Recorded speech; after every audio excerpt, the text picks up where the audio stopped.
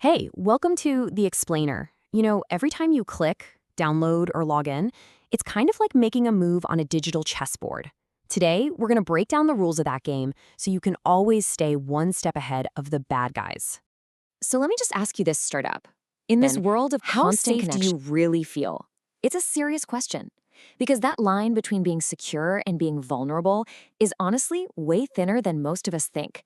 These threats aren't just a possibility. They're happening all the time. Okay, so let's get one thing straight right off the bat. If you think For, cyber threats are giant just corporations or government agencies, you've got to rethink that. The reality is, they are knocking on everyone's digital door. Exactly. This isn't somebody else's problem to deal with. We're talking about everything from your phone to your personal data. It's all a potential target. The important thing to So get the from single this is that protecting your digital life, well, that's on you. So how do these attacks even work? Well, it's less about some hacker in a hoodie trying to break down a wall with brute force and way more about the art of deception. They're trying to trick you into just opening the door about how to for spot them. their traps. So let's talk. The most common trick in the book is something called phishing. You've probably seen it. Think of it like a digital costume party, where an attacker pretends to be someone you trust, like your bank, a coworker, maybe even a delivery service, all to get you to hand over your sensitive info.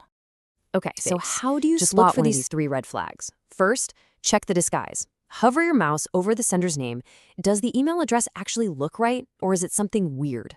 Second, feel the demand. Are they trying to make you panic? Your account will be suspended. Act now. That's a classic scare tactic. And third, you to Spot the click a trap. suspicious link Is it or push- download some random file. If you see these signs, just trust your gut. Delete it. Now, if a phishing email is the bait, malware is the hook. Let's quickly break down the big 3.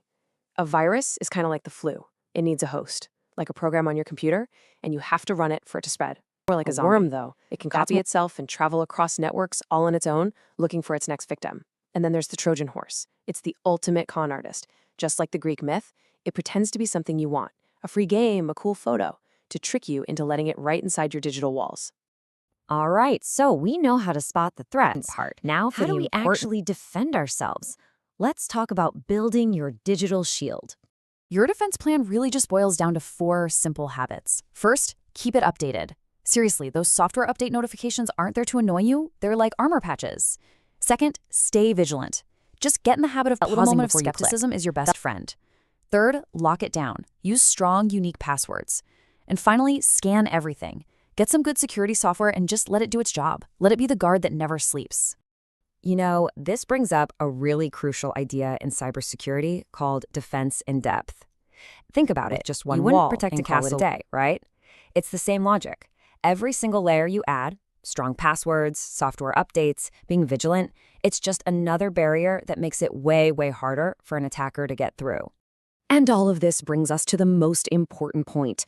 All the technology in the world can only do so much. Cybersecurity? The real key is you. Let that one sink in for a second. For years, we've all been told that humans are the weakest link in security. That is just wrong. You're not the weakest link. You are the human firewall. Your own judgment, your gut feelings, your habits, those are more powerful than any piece of software you could ever install. As we wrap up, I'm going to leave you with this question. After all this, what's the one thing, the one small change that you're going to make, starting right now, to build up your own digital shield? Think about it, and stay safe out there.